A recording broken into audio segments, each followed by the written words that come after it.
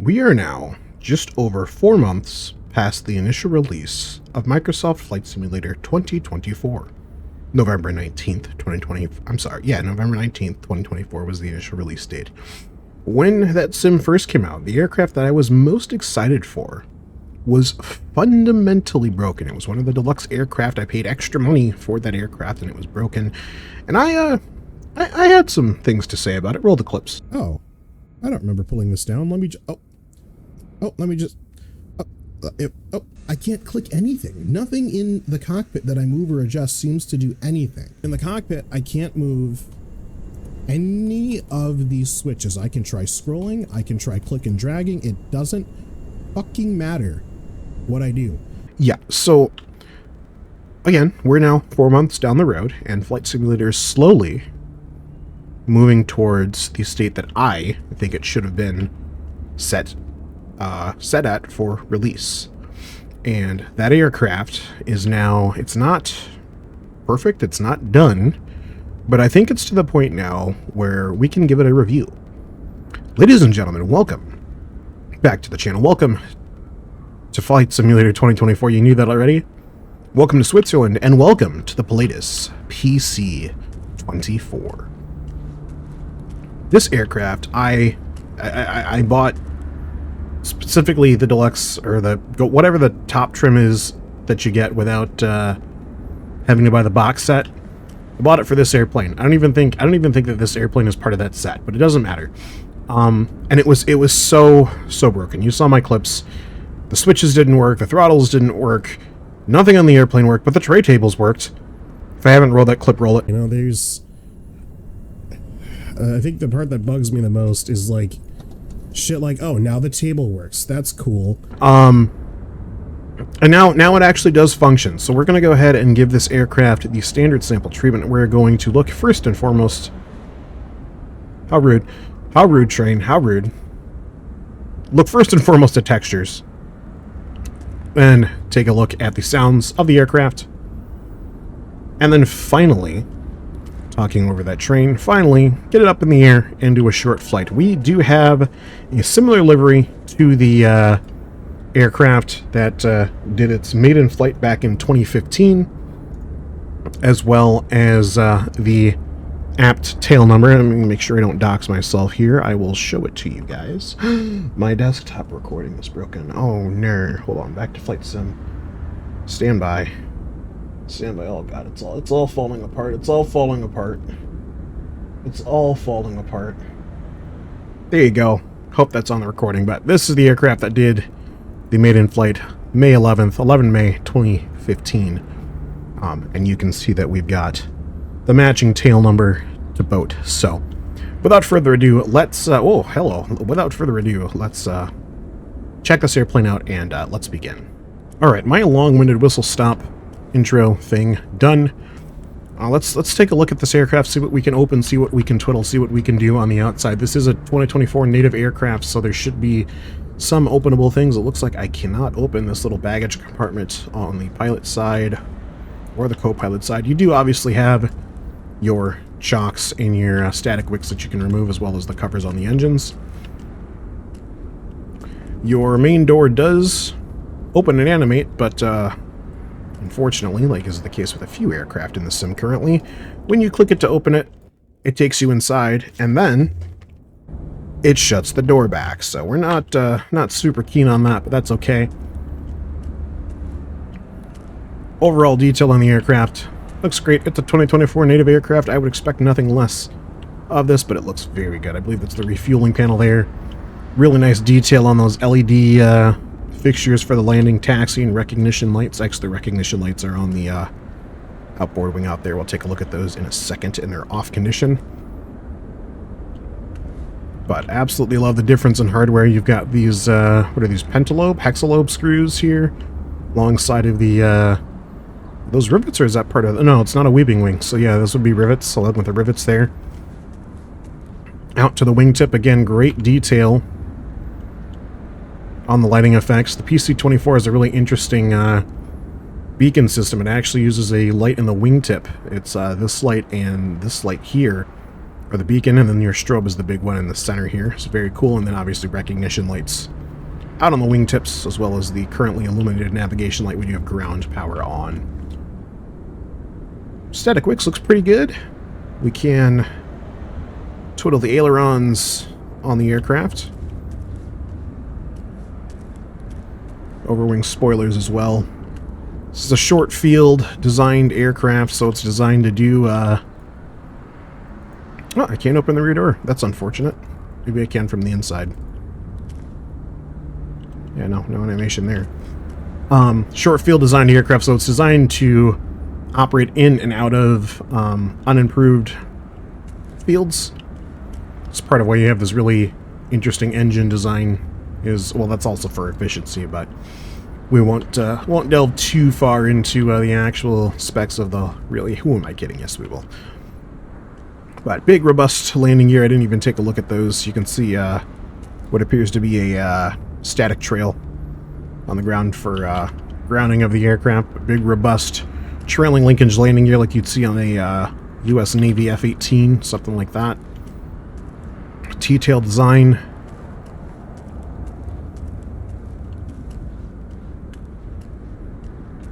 Coming back around this side, there's that other, I believe these are Honeywell engines, if I'm not mistaken. I could be wrong. It might be Rolls-Royce, I'm not sure, but overall good detail, and I mean the PC-24 never really struggled detail-wise. It was just a systems level issue that I had with the aircraft. So obviously green navigation light on the starboard side. And then back around to the nose. Let's go in the cockpit here. We'll continue our walk around outside. Let's go ahead and turn on some of our external lighting here.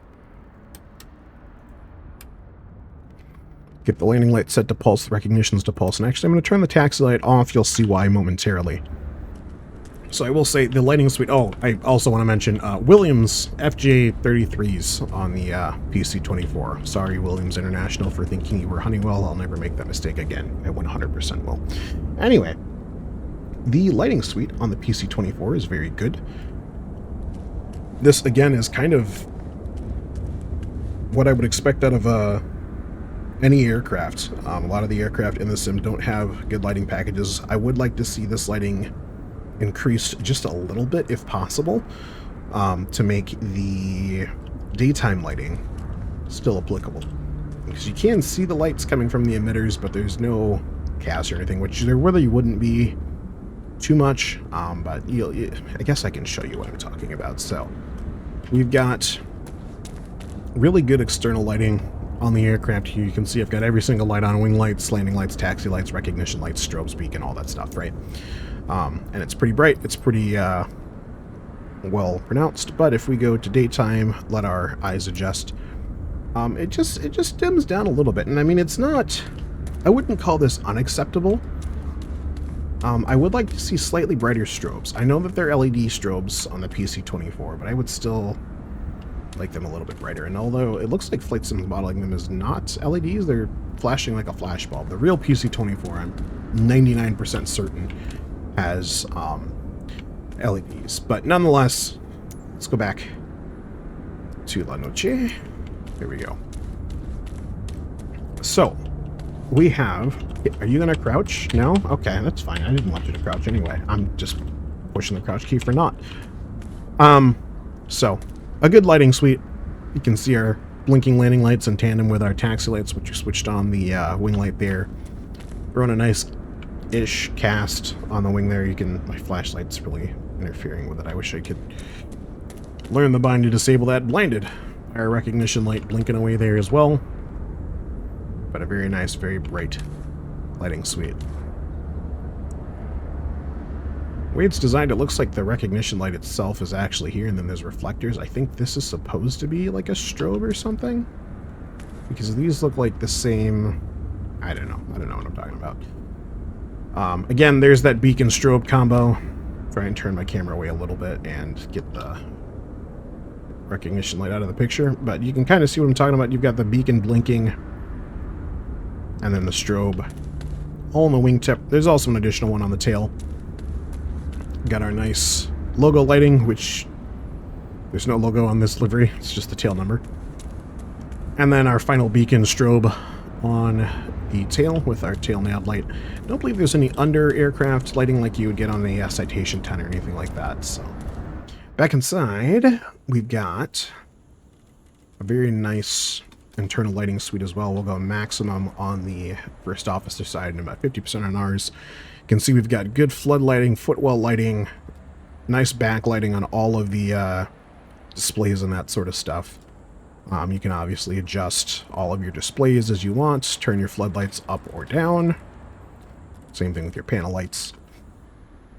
Overall, the interior looks very good. We'll do a quick comeback while it's daytime. I want to show you guys the cabin at night. Like I said, I did do this walkthrough already, so that's why there's like tray tables open and stuff. This will all come stowed as normal, but a working interior, we had that before. Sunshades and all that sort of stuff. The lighting does all work, all controlled by the switches there. Overhead, you do have your no smoking fastened seatbelts and this very nice ambient lighting as well. You can set that to the 50% or full. So there's full lighting. Oh, that's the cockpit light. Hold on, stand by. Can I get this all in one shot? No, because the menu's in the way. Yay, menu. Everyone cheer for the menu. Anyway, it doesn't matter. You get the idea. Very nice lighting package inside and out. I did check this door. I can't figure out how to open it. It's unfortunate, but it is what it is. So, PC-24 interior gets a good good mark of approval. I did mention in the other video, I was actually fortunate enough to sit on this aircraft. That was it, though. I just sat on it. I sat, like, here. And it was a ground tug. That was it. Oh, I forgot to tell you about the partition. There's a partition that lets users of the restroom and cabin guests... Oh, look at the pop-in. Look at the tray table. Clear? Opaque. Clear? Opaque. Look at that. Ah! So the old Flight Sim LOD still plagues us even when we're inside. That's refreshing. Oh, is there more popping back here? Stamp. Oh, look at that. Pop. Pop. All right. Pop in a nation. Anyway, partition for your forward lav. This is your lav door here. It doesn't open, but this is where it would be. Then you do your business, come out, wash your hands. Always wash your hands, kids and adults. What am I talking about? Kids probably wash their hands. Adults, on the other hand, my God, we all have jobs. You know how disgusting people are. Let's put our trays in the upright position.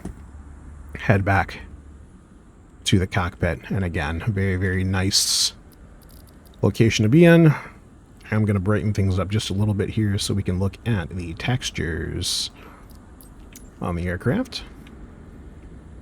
They're what I would expect them to be for a 2024 aircraft. They're very good.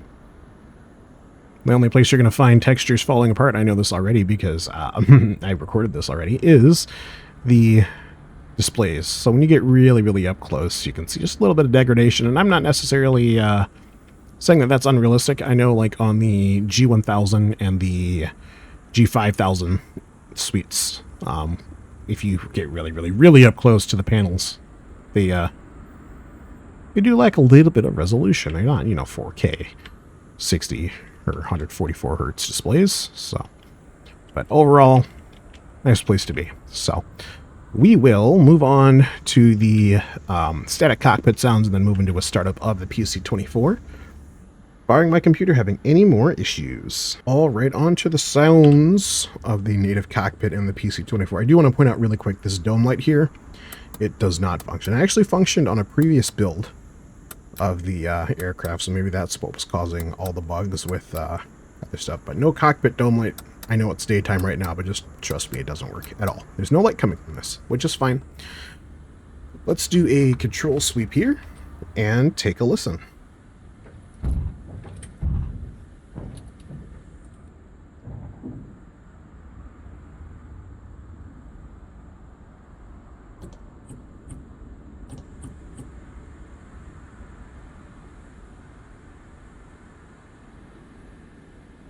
I'm satisfied with that. What about you guys? I think it's pretty good.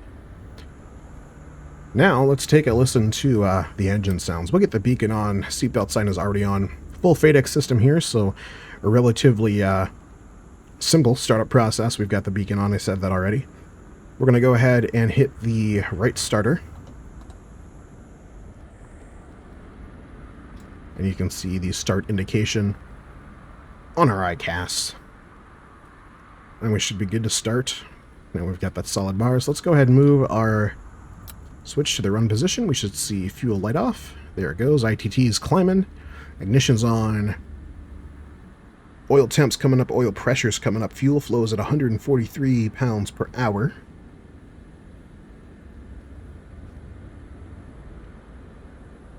Everything in the green. Definitely not going to be over temped on this startup. It's a chilly, well, seemingly chilly day here in Switzerland. You can hear the engine spin to life there. From the inside, a relatively quiet startup, actually.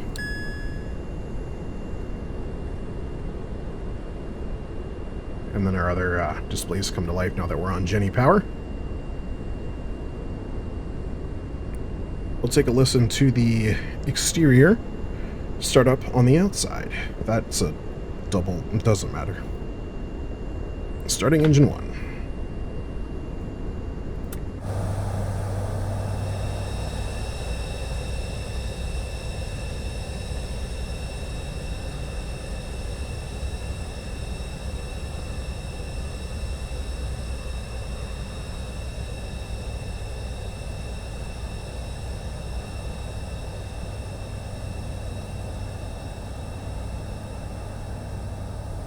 No real change, so maybe I should have actually done the startup from the outside first, since there wasn't much of a sound profile inside. But nonetheless, 2 successfully started engines. We'll get that number 1 generator on in just a moment. But while we're outside, let's take a listen to these Williams, not Honeywell, Williams turbofans.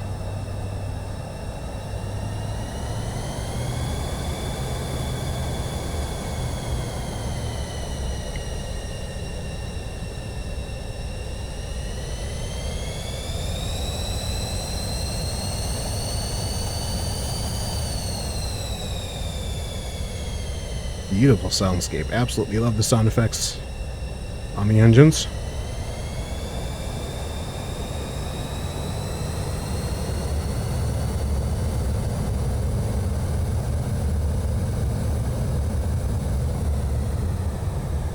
As well as the subtle change in heat blur. I still don't think the heat blur is quite as concentrated as it needs to be at full power, but that's alright.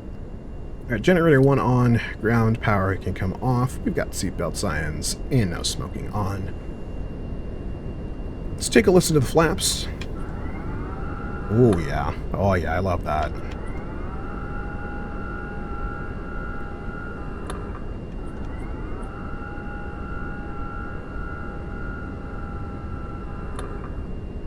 Very good sound. Alright, so I think we're set to taxi here. I've dawdled around here enough. I'm going to go ahead and get our takeoff trim set.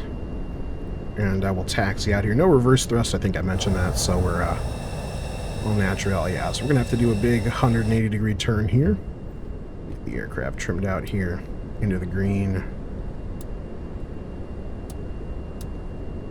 Good. Alright, park brake off, taxi light on. And we'll do a big right-hand turn. Look at those mountains in the background. Doesn't that look great? Switzerland is one of my bucket list countries for sure.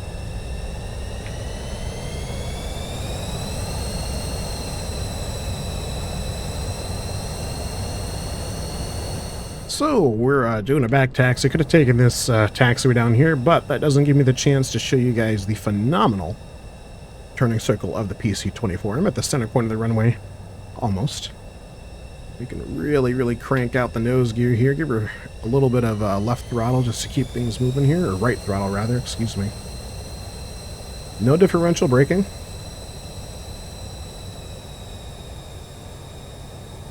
And just like that, we're lined up.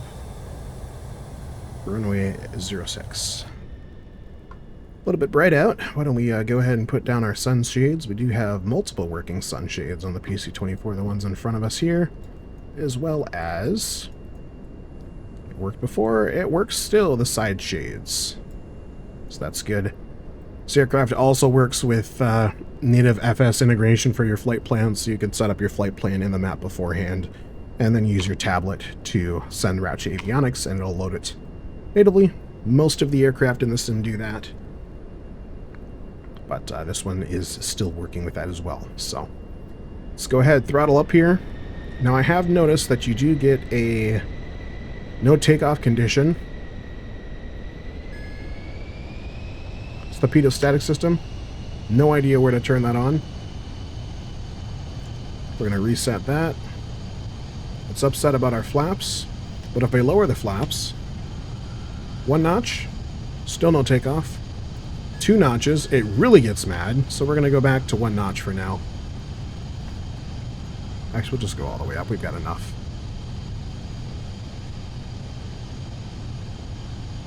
Tap the brakes. Here come the gear.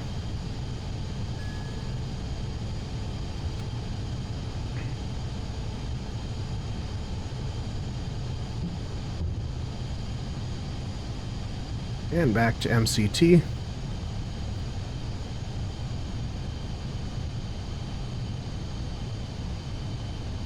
And we'll go auto throttle on.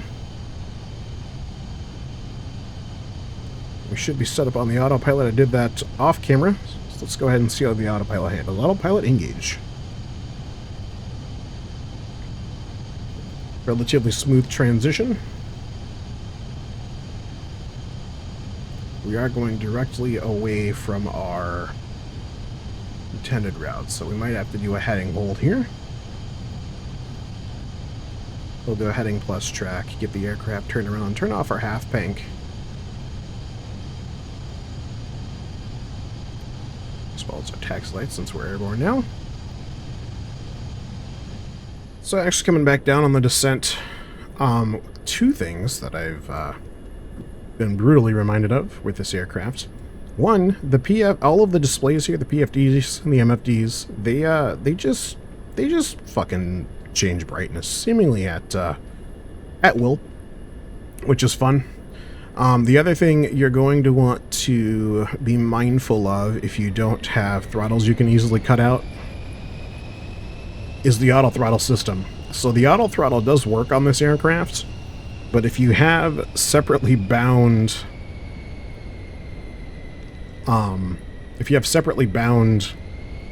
throttles, what'll end up happening is this. I'm going to turn my throttles back on.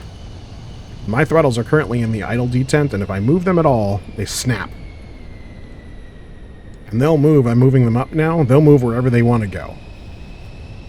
You can see now they're asymmetric. Snap. Snap. So, probably best to just turn off your throttles while you're in flight if you have the option. It's nice with Flight Sim 2024 is you can connect and disconnect your third-party equipment or your, HOTAS, whatever you might have, and still keep flying. It's not going to take away. Oh, and there's the displays. That's what I was talking about. It's not attached to the landing lights, I promise. I'll turn them back on and see we're still bright. So, not really sure what's causing that, if it's just the time of day that I have set or what, but that's a prevailing bug in this airplane still. Didn't mention it when we were on the ground, but you do have the option for synthetic vision as well as a TAWS system built into your PFD here, which is very, very, very nice. I love to see that. Most glass panel aircraft flying today have synthetic. I shouldn't say most, but the vast majority, like all of your private jets, probably. Oh look, we're dark again. Didn't touch anything, we're just dark again. So, we're gonna keep cruising till we get to our destination. I did get the aircraft turned around. It's just doing it for funsies now. Is it a zoom level thing? No. Zoomed out. Zoomed in. Nope, doesn't care. So there's a really nice heading track option on the PC-24, which lets you essentially dial the aircraft over to where it will be tracking the nav on your FMS. I didn't go through the checklist. I'm not super big on checklists, but this does have a full checklist suite should you want to go through them, so you can go through all your before starting checklists and all that sort of stuff. if you should so want. There's both, obviously, the normal and the abnormal. Fuel level low is the only option. Let me guess. Land. Okay. Alright. Well, could have guessed that. Anyway, hopefully these displays stop twiddling. I'm going to change the time of day here manually. And hopefully we can get rid of that. Maybe it's just a bad time of day. We'll advance the time just a little bit. And keep flying in the PC-24. Now, as we're coming up to our first turn point here, I do want to point out that even with my throttles disengaged, which they are right now, the auto throttle, excuse me, well, it does work. It does sometimes hunt a little bit, especially as you're rounding out an altitude, whether it be increasing or decreasing, and it'll hunt a little bit. It's not the end of the world, but definitely something, I guess, to be aware of, for lack of a better term. Absolutely gorgeous Swedish countryside down below us. I just realized that my tail number is missing on this side of the aircraft. So I'm going to sell there. Missing here. Should be on both sides. Anyway, we are approaching our final landing point here. We already have the seatbelt sign on. I'm going to never turn it off. Let's get set up for landing. So let's come down to 3,000 feet.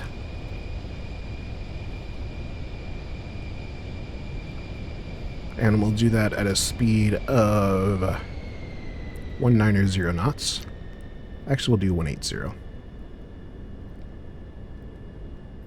So there we go, aircraft rounding itself out. Not the smoothest transition. I wouldn't be comfortable in an aircraft climbing or descending like that, and I had half bank on, but that has nothing to do with the angle of attack. Throttles are still off, so eventually the auto throttle should kick in here and start speeding us back up to 80 knots, or 180 knots. I'm out here looking for the field. A lot of little buildings and that sort of stuff to see. Let's go ahead and arm our speed brakes. How do I do that? In, click, pull. Ah, okay. Speed brakes armed. I heard a noise outside. Hold on.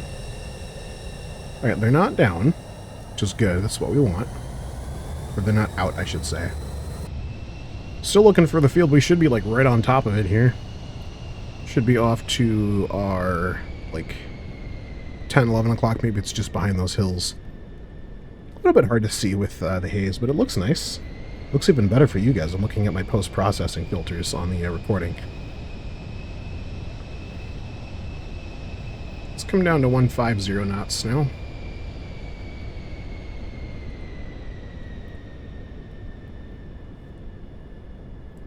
And we'll go 15 degrees of flaps. We're like right on top of the airport. I still don't see it from the inside. Do you? Are those hangars? Those aren't hangars. Let's look outside.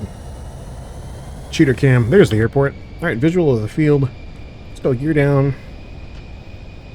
Turn my throttles back on. Disable the autopilot as well as the flight director as well as the auto throttle.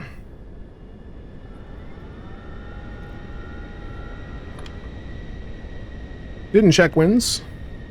What fun is that?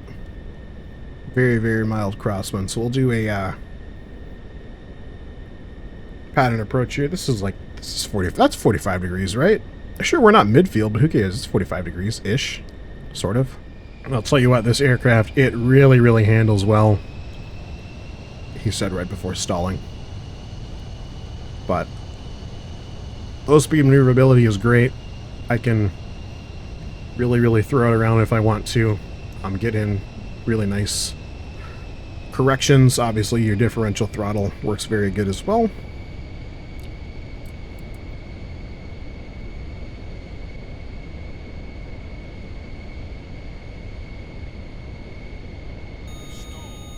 How? Add some power in. We'll go for 140 for an approach speed here, so we'll gain some speed.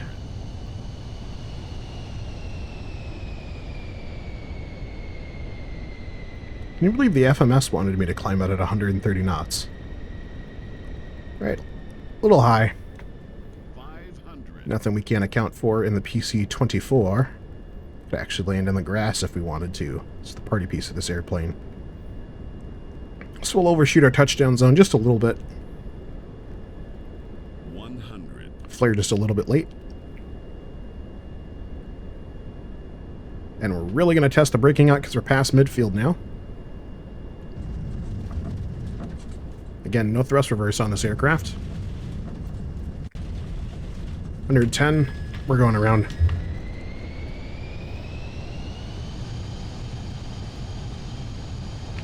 Gear coming up. Flaps to 15. Well, looks like we've overshot the runway, I'm guessing. Not quite. We're still high, though. God, is that a trade or what? Let's increase our rate of descent to get to 140 knots.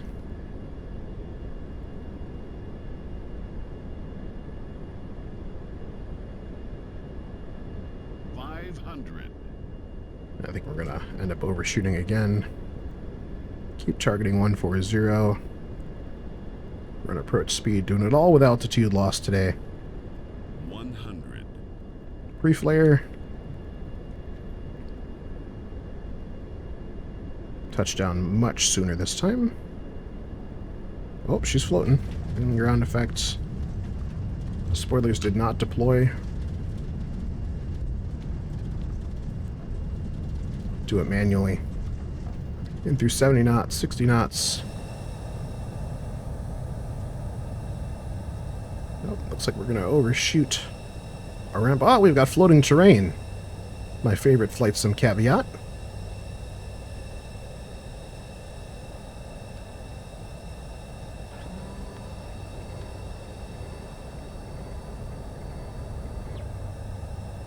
Flaps on even better from the outside.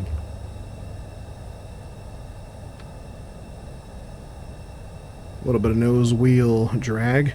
I didn't point out those chines on the nose wheel. Those chines exist. You may have seen them on earlier aircraft like the early Boeing 727s. And rough, what are those? Terrain or unimproved terrain packages that some of the earlier 7.3s with those big JT9 engines have the big tubes with the clamshell thrust reversers. Those chines throw water, dirt, rocks, whatever, away from the engines, which are inline, because that nose gear is perfectly positioned to throw something up along the side of the fuselage, and then it gets sucked into the engine. So, and those chines are true to life on the real PC-24. Can I go in? Let's take the super narrow taxiway. Why not? But that is the Pilatus PC-24. Look at the big generic spawning in there. You know, I'm really, really, really hoping we get some working third-party traffic. Obviously, the native flight sim traffic doesn't cut it, and currently FSLTL doesn't work, and I don't want to pay for just traffic, because it's like 40 bucks, I think. And I've heard from some folks it doesn't work that great. It kind of works, but be good. But 4 months in, flight sim's still not where I think it should be, but this aircraft is making good progress towards that ultimate goal. Will we make it there before 6 months? Doubt it, but that's okay. I think this is as good of a parking spot as any here. We'll line up against this Mooney. We'll run this guy over. 100% running this guy over. You should know better than to run around on a active field. Guy, what are you doing? Kiss wings with that other Mooney. Park here. He just wanted to warm up by our exhaust, so that's fine. Anyway, folks, that is... Oh, I forgot my taxi lanes. That is the Pilatus PC-24. Native to Microsoft Flight Simulator 2024. And we reviewed this aircraft 4 months after this, and I want 4 of you to hit the like button on the way out. Anyway, I am Sample. Thank you very much for watching this video. I do dearly appreciate it. What are your thoughts on the PC-24? What are your thoughts on the sim in general? If you have bought it, I know this is hypocritical of me sitting here playing the sim right now, but I still think that if you haven't bought the sim already and you're waiting, keep waiting. It's not there yet. But if you do have the sim and you do have the PC-24, what are your guys' thoughts on it? Was it worth the wait? I certainly think so. I flew this thing on a flight from like the northern U.S. all the way down to Mayaka Head in Florida. So good long haul airplane, holds up well. Dirt effects are good on it as well. Didn't get to showcase that today just because we went on a short flight. But anyway, that's it for this video. Thank you very much for watching. I do dearly appreciate it, and I will see you in the next one. As always, take it easy.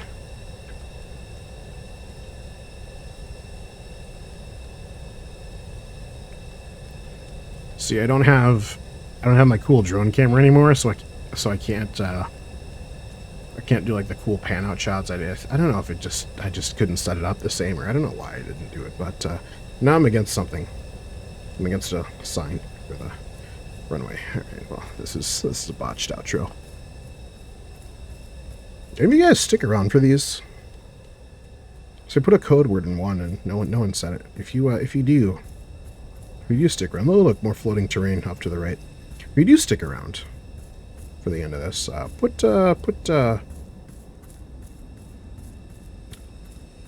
I don't know. I always struggle with these. Put glibglorb, however you think that should be spelled. Put that in the comments, and I'll know you watched till this point. Glibglorb. G-I-L-B-G-L-O-R-B. That's how you're going to spell it. Okay. You can go now. No, really, the LED on the airplane is gone. Like, it's barely over there. It's surprisingly loud from this far away. I didn't think you'd still really be able to hear it as clearly as you can, but evidently you can. I've been on the ground for like 5 minutes, and that fence is still floating. Come back out on the runway. Okay, bye.